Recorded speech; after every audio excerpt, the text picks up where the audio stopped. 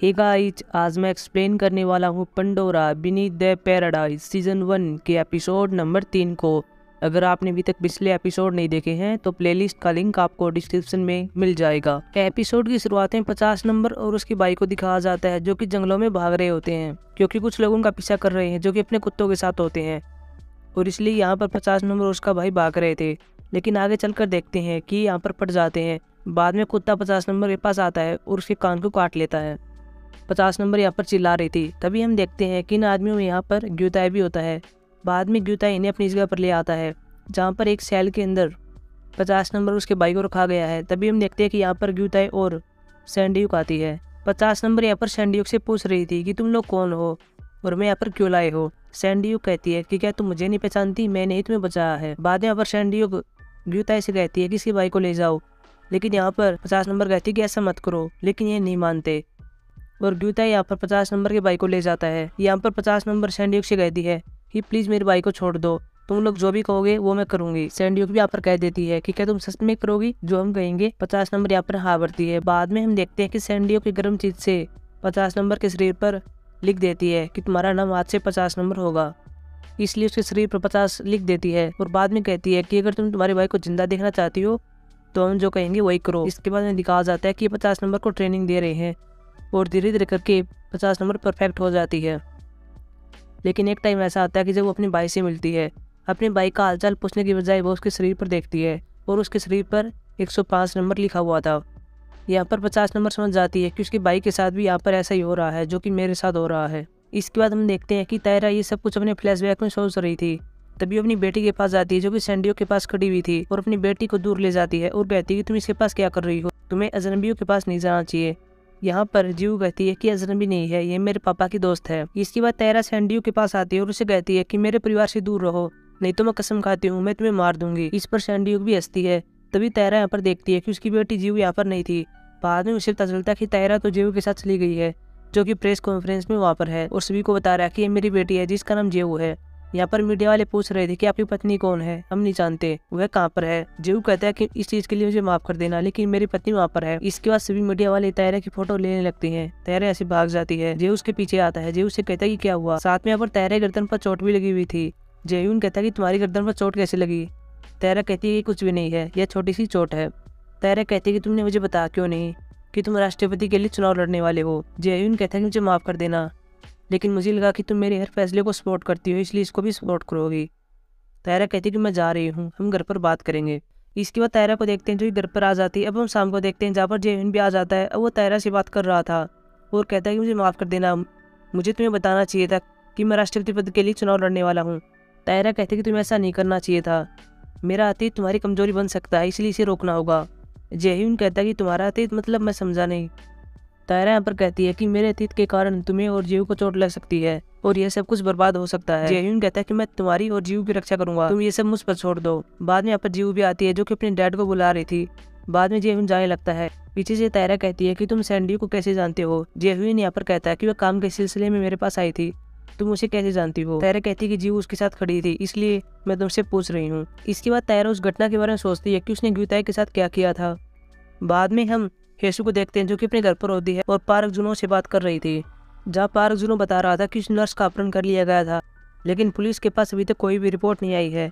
बाद में यहाँ पर हेसु कहती है कि मुझे सैंडीयुक से मिलने के लिए जाना होगा। इसके बाद हम देखते हैं कि यहाँ पर डोजिन आ जाता है और डोजिन यहाँ पर हेसु से माफ़ी मांग रहा था। वह कहता है कि जब तुम्हारे पिता की डेथ हुई तो उन पर ध्यान नहीं दे पाया कि ऐसा किसने किया था, मैं बहुत ही बिजी था इसलिए मुझे माफ़ कर देना, लेकिन बाली के बारे में कुछ नहीं जानता कि वह किसकी है, तुम मुझ पर भरोसा कर सकती हो। हेसु भी यहाँ पर कहती है कि मैं आशा करती हूँ कि मैं तुम पर भरोसा करूँ, लेकिन मुझे नहीं लगता कि मैं कर सकती हूँ। बाद में हेसु बाहर आती है तभी उसके पास एक मैसेज आता है। अगले सीन में देखते हैं जहाँ पर तायरा उसी जगह पर आ जाती है जहाँ पर उसका एक्सीडेंट हुआ था और उसने ग्यूताई की आँख पर एक लकड़ी का टुकड़ा मारा था, लेकिन यहाँ पर ग्यूताई नहीं होता। वह यहाँ पर अपनी कार को देख रही थी। तभी हम देखते हैं कि यहाँ पर गाड़ी लेकर हेसु आ जाती है। तायरा कहती है कि तुम यहाँ पर क्या कर रही हो। हेसु बता रही है कि तुमने मेरे पास मैसेज किया था यहाँ आने के लिए।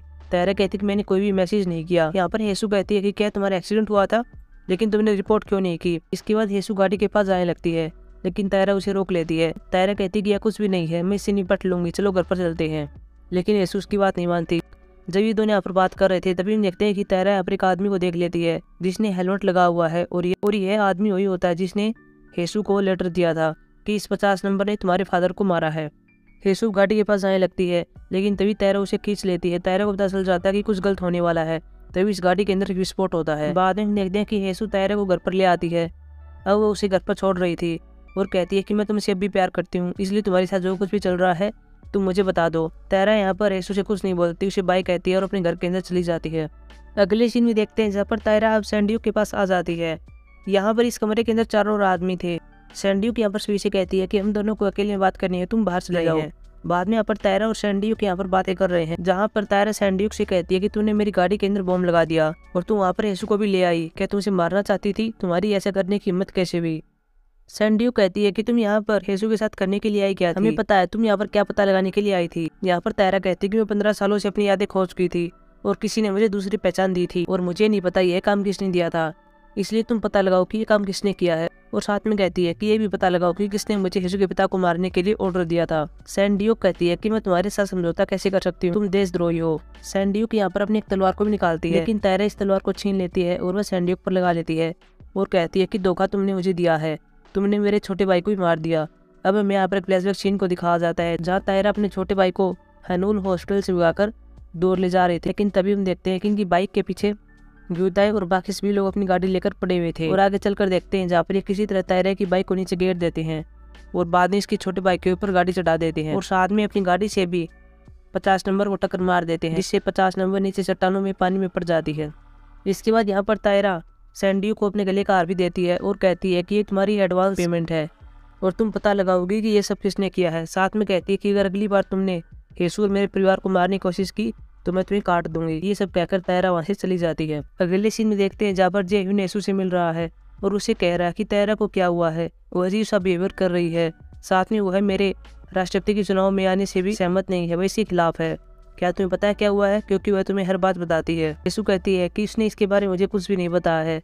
हालांकि वह साथ में ये भी कह देती है कि तुम्हारे घर के अंदर एक आदमी गुस्सा था जिसने तायरा को चोट पहुंचाई थी। जे-ह्यून कहता है कि उसने तो इस बारे में कुछ भी नहीं बताया था। हेसू कहती है इसके बारे में मैं नहीं जानती कि उसने क्यों नहीं बताया। अगले सीन देखते हैं जहाँ पर जे-ह्यून अब डोजिन और सुंगचैन के साथ होता है और इन्हें बता रहा है कि हम अपनी चिप अब आदमियों पर भी इस्तेमाल कर सकते हैं। वह बताता है कि मेरे पास हनूल हॉस्पिटल की डायरेक्टर सैंड्यूक आई थी और उन्होंने मुझे इसकी इजाज़त दी है, वे हमारे साथ काम करने वाली है। उन्होंने कहा कि वह अपने मरीजों को इसमें जोड़ना चाहती है, वो उन पर प्रयोग करना चाहती है। और यह न्यूज़ सुनकर यहाँ पर डोजिन और सुंगचैन खुश हो जाते हैं। साथ में ये यहाँ पर एक आदमी का नाम भी लेते हैं जिसका नाम क्योजिन होता है और क्योजिन यहाँ पर डोजिन का भाई होता है, जो कि हमें पिछले एपिसोड में देखा था, जो अपनी माँ के साथ खाना खा रहा था। ये कहते हैं कि काफ़ी टाइम हो गया है, हम क्योजिन से भी नहीं मिले, हमें उससे मिलने के लिए जाना होगा। इसके बाद क्योजिन को भी देखते हैं जो कि कहीं जाने की तैयारी कर रहा होता है। तभी हम देखते हैं उसके पास उसकी माँ आती है और उसे पूछती है कि तुम बाइक लेकर कहाँ पर जाने वाले हो। यहाँ पर क्योजिन कहता है कि मुझे कुछ जांच करने की जरूरत है, इसलिए मैं जा रहा हूँ। इसकी माँ कहती है कि तुम जल्दी आ जाना और सुरक्षित घर लौट आना। क्योजिन कहता है कि आप मेरी चिंता मत करें, मैं आ जाऊँगा। वही हम दूसरी ओर देखते हैं जहाँ पर हेसू अब सैंड्यूक से मिल रही है और उसे 50 नंबर के बारे में पूछ रही है। हेसू यहाँ पर सैंड्यूक को 50 नंबर की फोटो दिखाती है और कहती है कि मैं इसके बारे में जानने के लिए आई हूँ। हेसू साथ में बताती है कि यह यहाँ पर एक मरीज के रूप में थी, लेकिन सैंड्यूक कह रही है कि यह लड़की यहाँ पर एक मरीज के रूप में नहीं थी, हम इसे जानते भी नहीं है। हेसू कहती कि मैं आपके हॉस्पिटल के एक नर्स से मिली थी, उन्होंने मुझे इसके बारे में बताया था कि यह लड़की यहाँ पर एक मरीज के रूप में थी। साथ में हेसू यहाँ पर उस नर्स का नाम भी बताती है, कहती है उसका नाम यूसुल है। सैंड्यूक कहती है कि इस नाम की नर्स हमारे पास नहीं है। बाद में हम देखते भी हैं कि सैंड्यूक यहाँ पर हेसू को यूसुल से मिला रही है, लेकिन यहाँ पर यूसुल बीमार पड़ी हुई थी। सैंड्यूक कहती है कि कई सालों से यहीं पर है और तुम कह रही हो कि यह तुमसे मिली थी, ऐसा तो पॉसिबल हो ही नहीं सकता। हेसू यहाँ पर यूसुल से कहती है कि क्या तुम मुझे पहचान सकती हो, मैं तुमसे मिली थी। लेकिन यहाँ पर यूसुल कुछ नहीं बोल रही थी।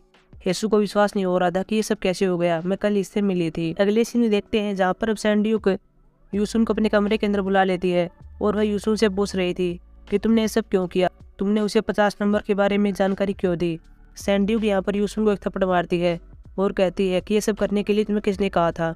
बाद में यूसुल यहाँ पर एक आदमी का नाम लेती है और कहती है कि ये सब उन सागबे ने करवाया था और यहाँ सैंड्यूक भी उन सागबे को जानती है। इसके बाद कुंजो ग्रुप के एक चेयरमैन को दिखाया जाता है जिसका नाम जेन कुमो होता है। इसके बाद इसका सेक्रेटरी आता है और इसका नाम ही उम सागबे होता है। यहाँ पर सागबे जेन कुमो को बता रहा था कि वे अभी भी राष्ट्रपति की हत्या को लेकर तलाश कर रहे हैं कि उसकी डेथ कैसी हुई थी और किसने उसे मारा था। जैंग कुंबो यहाँ पर सागमे से कहता है कि क्या तुम तायरा और उसके पति को देख रहे हो। सागमे कहता है कि हाँ, मैं उन पर नज़र रखे हुए हूँ। इसके बाद तायरा को देखते हैं जो कि यूरा की जगह पर आई हुई है और वहाँ पर कुछ देख रही होती है। तभी उसे वहाँ पर एक बिजनेस कार्ड मिलता है जो कि कुंजो ग्रुप के उन सागबे का था। तायरा यहाँ पर कहती है कि उनका बिजनेस कार्ड यूरा के पास क्या कर रहा है। इसके बाद हेसु को देखते हैं जो कि पार्क जुनो के साथ ऑफिस के अंदर होती है। तभी हम देखते हैं कि इनका बॉस इसके पास आता है और कहता है कि आज तुम्हें यह कहानी बतानी है। बाद में हेसु से देखती है और यह कहानी और कोई नहीं होती। इसमें लिखा हुआ था कि तायरा कौन है और क्या सच में वह है जे उनकी पत्नी है। हेसु कहती है कि क्या सच में मुझे यह बतानी है। इसका बॉस कहता है कि तुम्हें यही कहानी बतानी है। बाद में हम तायरा को भी देखते हैं जो कि अपनी गाड़ी में जा रही थी। तभी उसके सामने मीडिया वाले आ जाते हैं जो कि उसे सवाल जवाब कर रहे थे। तभी हम देखते हैं यहाँ पर एक आदमी बाइक लेकर आता है। वो अपनी बाइक को चारों ओर घुमाता है जिससे वहाँ पर मीडिया वाला कुछ नहीं दिखता। इसके बाद हम देखते हैं कि यह बाइक वाला तायरा को लेकर उसके पति के पास आ जाता है। जेहुन यहाँ पर तायरा से कहता है कि क्या तुम ठीक हो, मुझे तुम्हें बताना चाहिए था, लेकिन यह तुम्हारा आज से बॉडीगार्ड होगा और यह हर पल तुम्हारे साथ रहेगा। और इसके बॉडीगार्ड का नाम चा पिलसुंग होता है। इसके बाद हज के ट्रियो को भी दिखाया जाता है जो कि सुंगचा ने घर पर आए हुए हैं। यहाँ पर जेहुन को कहते हैं कि तुम्हारी पत्नी तो आज ट्रेंडिंग में चल रही है। वहीं हम ऊपर देखते हैं जहाँ पर कोई सोच नहीं देता है। डोजिन कहता है कि कौन है। सुंगचान कहता है कि शायद ऐसे ही कोई बर्तन गिर गया होगा। लेकिन बाद में हम देखते हैं कि वहाँ पर यूरा होती है। इसके बाद हम हेसु को देखते हैं जो कि पार्किंग के अंदर आई हुई है। वो अपनी गाड़ी के अंदर बैठती है। वहाँ पर एक बॉक्स होता है। जब उसे खोलती है तो उसके अंदर एक फ़ोटो होती है। यह वही फ़ोटो होती है जो कि उन्हें पहले भी देखी थी जब तायरा यूरा से लड़ रही थी और यह फ़ोटो फ्रांस में खिंचवाई गई थी। इसके साथ एक फ़ोटो और होती है जो कि तायरा की होती है और तायरा की फ़ोटो पर कांटा मारा गया था। साथ में लिखा गया था कि यह नकली है। वही हम फ्रांस वाली फ़ोटो पर देखते हैं जिसके पीछे लिखा गया था कि असली हांगतारा सोफी है और मैं फ्रांस से उसकी दोस्त हूँ। इसके बाद हम देखते हैं कि सुंगचान ही घर से सभी बाहर आ जाते हैं। अब डोजिन अकेला जा रहा था। तभी हम देखते हैं उसके सामने यूरा आ जाती है। डोजिन ने यूरा से कहता है कि तुम यहाँ पर क्या कर रही हो और तुमने अपना फ़ोन नंबर क्यों बदल लिया है। यूरा कहती है कि आजकल चीज़ें अच्छी नहीं हो रही हैं। अब यूरा डोजिन से प्यार मोहब्बत की बात करने लगती है। डोजिन कहता है मुझे पता है ये सब तुमने किया है, तुमने उस बाली को मेरे बाथरूम के अंदर छोड़ा था। यूरा कहती है कि मैंने जानबूझकर नहीं किया, मुझसे गलती हो गई, आगे से मैं ऐसा नहीं करूँगी। लेकिन डोजिन कहता है कि हमारे भी सब कुछ खत्म हो गया है, तुम मुझसे बात मत करना। बाद में डोजिन वहाँ चला जाता है। अगले सीन देखते हैं जहाँ पर अब यूरा अंदर आ जाती है जहाँ पर सुंगचान होता है और हमें पता चलता है कि ये दोनों प्यार में है और एक दूसरे को डेट करने वाले हैं और यहाँ यूरा ने सुंगचान को फंसा हुआ है। अगले सीन देखते हैं जहाँ पर हेसु तायरा के पास आ जाती है और उसे फ्रांस वाली फ़ोटो दिखाती है और कहती है कि क्या तुम सोफ़ी को जानती हो। तायरा मना कर देती है। तायरा कहती है कि मेरी याददाश्त तो चली गई है, मुझे याद नहीं है कि सोफ़ी कौन है। साथ में हेसु कहती है कि तुम्हारा चेहरा इस फ़ोटो से नहीं मिलता है। तायरा यहाँ पर कहती है कि मुझे बहुत सारी चोटें आई थी, बाद में मैंने सर्जरी करवा ली थी जिससे मेरा चेहरा बदल गया है। इसको सुनने के बाद हेसु यहाँ पर फ्लैशबैक सीन को याद करती है जहाँ उसने यहाँ आने से पहले तायरा की दोस्त से बात की थी जो कि फ्रांस में रहती है और वह उसे फ्रांस वाली फ़ोटो दिखाती है और वह फ्रांस वाली तायरा की दोस्त कह रही थी कि हाँ ये तायरा है, लेकिन इसकी तो एक कार दुर्घटना में डेथ हो गई थी। हेसु को इस बात पर विश्वास नहीं हो रहा था। बाद में वह उसे 50 नंबर वाली फ़ोटो भी दिखाती है जिसे तायरा का नाम दिया गया है। वह फ्रांस वाली लड़की कहती है कि मैं तो इसे जानती नहीं हूँ, मैंने इसे पहले कभी नहीं देखा है। इसके बाद हम देखते हैं कि तायरा के पास उसकी बेटी आ जाती है और तायरा अपनी बेटी के पास चली जाती है। लेकिन यहाँ पर तायरा अपने कान के बालों को देख रही थी और तभी हेसु को दिखता है कि तायरा का कान तो सिंथेटिक है, उसका असली कान नहीं है। इसे देखने के बाद यहाँ पर हेसु कहती है कि मुझे कुछ काम आ गया है, मुझे जाना होगा। इसके बाद हेसु यहाँ चली जाती है।